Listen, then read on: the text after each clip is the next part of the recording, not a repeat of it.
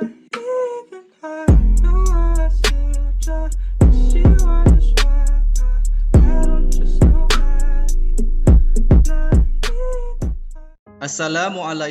warahmatullahi wabarakatuh. Halo semuanya, bagaimana kabarnya pada pagi hari ini? Semoga kita semua dalam kondisi baik-baik saja di tengah pandemi COVID-19 ini dan semoga puasa kita lancar. Hari ini kita akan membahas suatu materi mengenai laktasi dan program keluarga berencana atau program KB. Setelah kegiatan pembelajaran ini, diharapkan siswa mampu menjelaskan fungsi dan tujuan KB dan pemberian ASI, serta siswa mampu menjelaskan pentingnya KB harus dilakukan. Berdasarkan rekomendasi WHO atau Badan Kesehatan Dunia, agar proses menyusui dimulai sedini mungkin hingga bayi berusia 6 bulan. Selama masa ini, bayi hanya diperbolehkan minum ASI saja. Setelah 6 bulan, barulah bayi boleh dikenalkan dengan MPASI atau makanan pendamping ASI, seperti bubur, susu formula, dan sebagainya.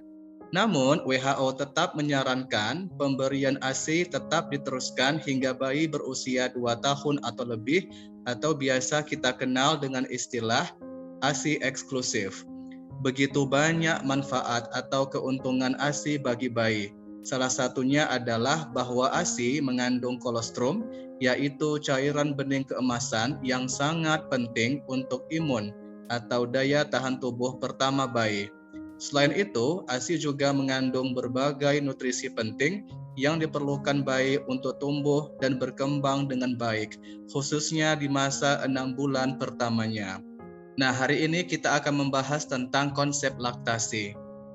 Laktasi adalah bagian terpadu dari proses reproduksi yang memberikan makanan bayi secara ideal dan alamiah, serta merupakan dasar biologis dan psikologis yang dibutuhkan untuk pertumbuhan. ASI merupakan makanan yang ideal bagi pertumbuhan neonatus. Laktasi adalah keseluruhan proses menyusui, mulai dari ASI diproduksi sampai proses bayi menghisap dan menelan ASI. Laktasi merupakan bagian integral atau terpadu dari siklus reproduksi mamalia, termasuk manusia.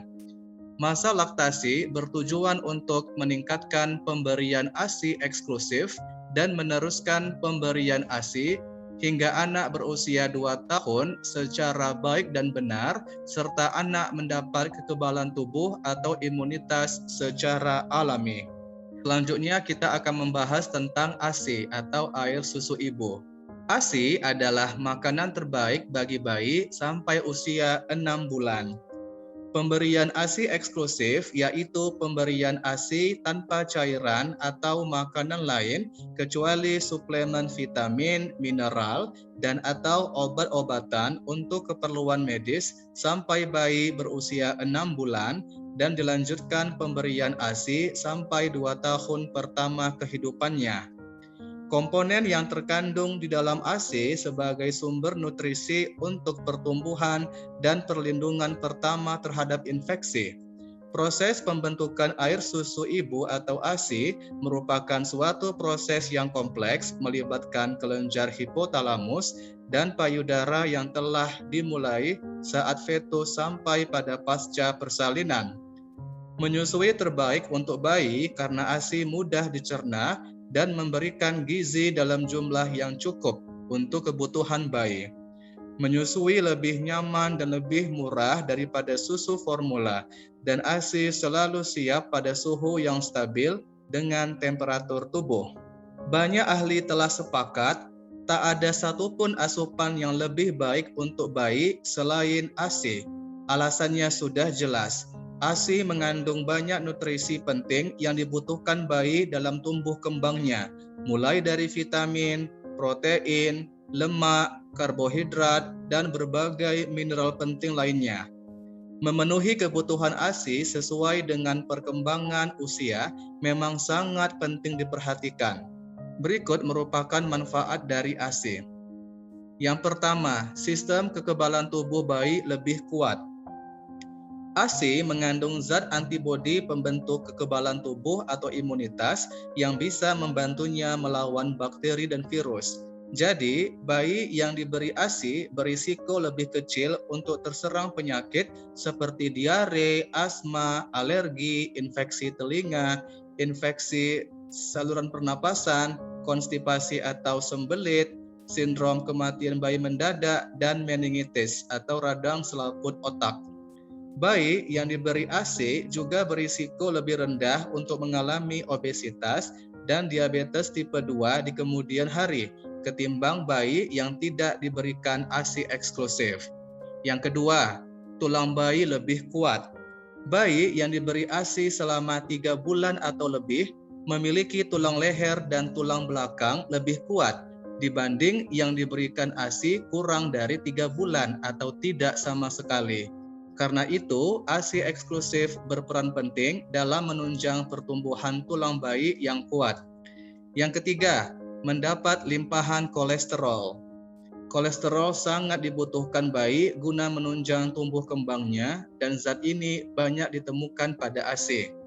Selanjutnya, mengurangi risiko terjadinya sindrom kematian bayi mendadak atau SIDS. ASI eksklusif mampu mengurangi risiko terjadinya sindrom kematian bayi mendadak saat tidur. Penelitian menunjukkan bahwa pengaruh ASI dalam mengurangi risiko terjadinya SIDS baru akan terlihat jika ASI diberikan secara eksklusif minimal 2 bulan. Selanjutnya, mengurangi perdarahan atau blooding. Hormon oksitosin yang keluar saat menyusui juga dapat membantu rahim atau uterus berkontraksi. Hal ini bisa mengurangi risiko perdarahan rahim usai persalinan, sekaligus mempercepat kembalinya bentuk rahim seperti sebelum hamil. Dan terakhir, risiko terkena kanker menurun. Menyusui bisa mengurangi risiko terkena kanker payudara dan kanker ovarium. Namun, menurut sejumlah penelitian, semakin lama menyusui, hal ini kemungkinan terjadi karena menyusui bisa menekan produksi hormon estrogen. Jadi ini merupakan manfaat atau keuntungan dari ASI. Kita membahas tentang kandungan nutrien dari ASI.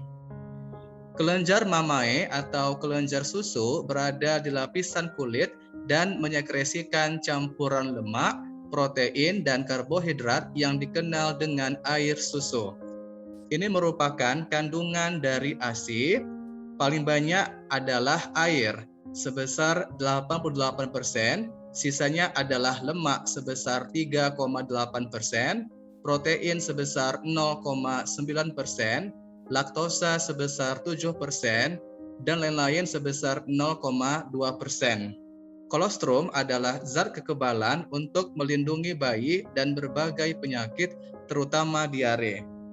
Kemudian protein, vitamin A, karbohidrat, dan lemak, yaitu sesuai kebutuhan gizi bayi pada hari-hari pertama kelahiran. Jadi pada hari-hari pertama kelahiran, bayi sangat membutuhkan adanya protein, vitamin A, karbohidrat, dan lemak. Kemudian ada taurin, yaitu suatu zat yang berfungsi sebagai neurotransmitter dan proses pematangan otak. Ada juga docosahexaenoic acid atau DHA dan arachidonic acid atau AA atau suatu zat dalam pembentukan sel-sel otak yang optimal.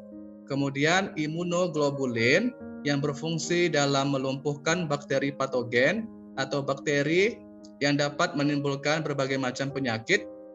Kemudian ada laktoferin, yaitu komponen zat kekebalan tubuh atau imunitas. Ada juga lisozim, yaitu enzim yang melindungi bayi terhadap bakteri Escherichia coli dan Salmonella. Dan terakhir ada juga faktor bifidus yang menunjang pertumbuhan bakteri Lactobacillus bifidus yang menjaga flora usus pada bayi. Nah, sekarang kita akan membahas tentang program keluarga berencana atau biasa kita kenal dengan program KB. Nah, setelah kegiatan pembelajaran ini, diharapkan siswa mampu menganalisis program keluarga berencana sebagai upaya meningkatkan mutu sumber daya manusia atau SDM. Nah, kita akan membahas tentang pengertian dari KB. KB adalah singkatan dari keluarga berencana. Menurut Kamus Besar Bahasa Indonesia, maksud daripada ini adalah gerakan untuk membentuk keluarga yang sehat dan sejahtera dengan membatasi kelahiran. Keluarga berencana adalah usaha untuk mengukur jumlah dan jarak anak yang diinginkan. Untuk dapat mencapai hal tersebut, maka dibuatlah beberapa cara atau alternatif untuk mencegah ataupun menunda kehamilan. Program KB menentukan kualitas keluarga, karena program ini dapat menyelamatkan kehidupan perempuan serta meningkatkan status kesehatan ibu, terutama dalam mencegah kehamilan yang tidak diinginkan, menjarangkan jarak kelahiran, serta mengurangi risiko kematian pada bayi. Selain memberi keuntungan ekonomi pada pasangan suami istri, keluarga, dan masyarakat, KB juga membantu remaja mengambil keputusan untuk memilih kehidupan yang lebih baik dengan merencanakan proses reproduksinya. Program KB juga bisa meningkatkan pria untuk ikut bertanggung jawab dalam kesehatan reproduksi mereka dan keluarganya. Ini merupakan keuntungan atau manfaat seseorang mengikuti program KB atau keluarga berencana. Program keluarga berencana atau KB mempunyai banyak keuntungan. Salah satunya adalah dengan mengonsumsi pil kontrasepsi yang dapat mencegah terjadinya kanker uterus dan ovarium. Bahkan dengan perencanaan kehamilan yang aman, sehat, dan diinginkan merupakan salah satu faktor penting dalam upaya menurunkan angka kematian pada ibu atau kematian maternal. Ini berarti program tersebut dapat memberikan keuntungan ekonomi dan kesehatan. Pengaturan kelahiran memiliki benefit atau keuntungan kesehatan yang nyata. Salah satu contohnya adalah pil kontrasepsi yang dapat mencegah terjadinya kanker uterus dan ovarium. Penggunaan kondom dapat mencegah penularan penyakit menular seksual atau PMS seperti HIV/AIDS. Meskipun penggunaan alat atau obat kontrasepsi memiliki efek samping dan risiko yang kadang-kadang merugikan kesehatan, namun demikian, benefit penggunaan alat atau obat kontrasepsi tersebut akan jauh lebih besar dibanding tidak menggunakan kontrasepsi yang memberikan risiko kesakitan dan kematian pada ibu. Berikut berbagai manfaat menjalankan program KB atau keluarga berencana.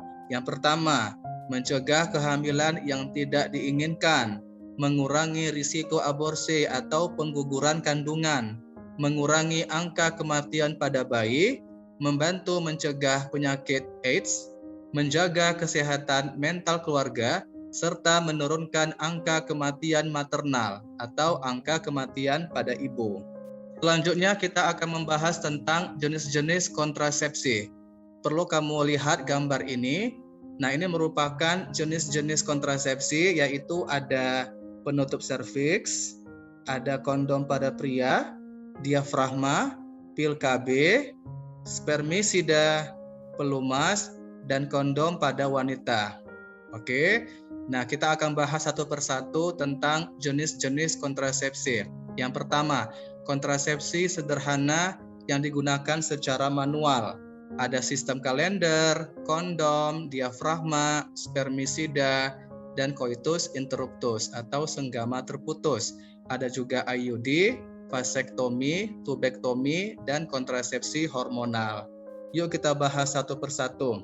Metode kalender atau pantang berkala adalah cara atau metode kontrasepsi sederhana yang dilakukan oleh pasangan suami istri dengan tidak melakukan hubungan seksual pada masa subur atau ovulasi. Bagaimana cara kerjanya? Prinsip metode pantang berkala atau sistem kalender ini adalah tidak melakukan hubungan pada masa subur, yaitu pertengahan siklus menstruasi atau ditandai dengan keluarnya lendir encer dari liang vagina. Untuk menghitung masa subur digunakan rumus siklus terpanjang dikurangi 11 hari dan siklus terpendek dikurangi 18 hari. Dua angka yang diperoleh merupakan range masa subur. Dalam jangka waktu subur tersebut harus melakukan pantang senggama dan di luarnya merupakan masa aman. Sebagai contoh, jika seorang wanita mempunyai siklus menstruasi dari hari ke-28 sampai hari ke-36, maka perhitungannya adalah 28 dikurang 18 sama dengan 10 dan 36 dikurang 11 sama dengan 25. Maka konsepsi dapat terjadi pada hari ke-10 hingga hari ke-25 pada siklus haid atau menstruasi, sehingga masa aman adalah hari pertama sampai hari ke-9 siklus menstruasi. Yang kedua, penggunaan kondom. Nah, kondom adalah salah satu alat kontrasepsi yang terbuat dari lateks atau karet berbentuk tabung tidak tembus cairan di mana salah satu ujungnya tertutup rapat dan dilengkapi dengan kantung untuk menampung sperma. Kebanyakan kondom terbuat dari karet lateks tipis, tetapi ada juga yang terbuat dari jaringan hewan, yang terbuat dari usus kambing dan plastik atau dari polietilen. Nah, keuntungan kondom yang pertama mencegah kehamilan, memberi perlindungan terhadap penyakit menular seksual, dapat diandalkan, relatif murah, sederhana, ringan, mudah dibuang, bersifat reversible, tidak memerlukan pemeriksaan medis, supervisi atau follow up, dan pria ikut serta secara aktif dalam program KB. Nah, selanjutnya ada diafragma. Diafragma adalah cup berbentuk bulat, cembung, terbuat dari lateks atau karet yang dimasukkan ke dalam vagina sebelum koitus atau sebelum melakukan hubungan dan menutupi serviks. Atau diafragma ini memiliki cara kerja sebagai berikut, yaitu mencegah masuknya sperma melalui kanalis cervicalis ke uterus dan saluran telur, serta sebagai alat untuk menempatkan spermisida. Nah, kemudian ada juga penutup serviks atau cup cervix ya, yaitu suatu alat yang hanya menutupi serviks saja. Jadi alat ini hanya menutupi bagian serviks saja. Dibandingkan dengan diafragma, cup atau penutup serviks lebih dalam atau lebih tinggi kubahnya, tetapi diameternya lebih kecil dan umumnya lebih kaku. Zaman dahulu, cup cervix terbuat dari logam atau plastik, sekarang banyak menggunakan karet atau lateks. Nah, kemudian kontrasepsi secara kimiawi ya, yaitu spermisida. Nah, spermisida adalah bahan kimia yang digunakan untuk membunuh sperma, yang dikemas dalam bentuk aerosol atau busa, tablet vaginal, suppositoria atau dissolvable film, dan berbentuk krim. Apa saja manfaatnya? Yang pertama, tidak mengganggu produksi ASI, bisa digunakan sebagai pendukung metode yang lain, tidak mengganggu kesehatan klien, tidak memiliki pengaruh sistemik, mudah digunakan, meningkatkan lubrikasi selama berhubungan, dan tidak perlu resep dokter atau pemeriksaan kesehatan khusus. Coitus interruptus atau bahasa Indonesianya adalah senggama terputus. Nah, cara ini merupakan cara kontrasepsi tertua yang dikenal oleh manusia dan hingga saat ini masih digunakan oleh manusia. Coitus interruptus adalah penarikan penis dari vagina sebelum terjadi ejakulasi. Hal ini berdasarkan kenyataan bahwa pria menyadari sebelumnya akan ada terjadi ejakulasi. Dan dalam waktu kira-kira 1 detik sebelum ejakulasi terjadi, digunakan untuk menarik penis keluar dari vagina. Kemudian ada IUD. IUD ini singkatan dari intrauterine device, yaitu alat kontrasepsi yang memiliki efek anti-fertilisasi atau anti pembuahan yang cukup baik. IUD adalah aspek utama banyaknya ibu yang memilih sebagai alat kontrasepsi untuk mencegah kehamilan saat KB. Jenis alat kontrasepsi ini berbentuk seperti huruf T dengan metode pemasangannya dimasukkan ke dalam rahim atau uterus. IUD terbuat dari bahan dasar hormon yang akan melepaskan hormon progestin dengan tujuan menghambat ovulasi. IUD biasanya dapat berfungsi selama 5 tahun mulai dari awal pemasangan. IUD merupakan alat kontrasepsi yang dipasang dalam rahim yang relatif lebih efektif bila dibandingkan dengan metode pil, suntik, dan kondom. Bagaimana cara kerja pemasangan IUD ini? Yang pertama, menghambat kemampuan sperma untuk masuk ke tuba falopi atau oviduct, mempengaruhi fertilisasi atau pembuahan sebelum ovum mencapai kavum uteri dan mencegah sperma dan ovum bertemu dengan membuat sperma sulit untuk masuk ke dalam alat reproduksi perempuan dan mengurangi sperma untuk fertilisasi. Yang singkat dan tidak memerlukan anestesi umum, tidak memerlukan bius umum.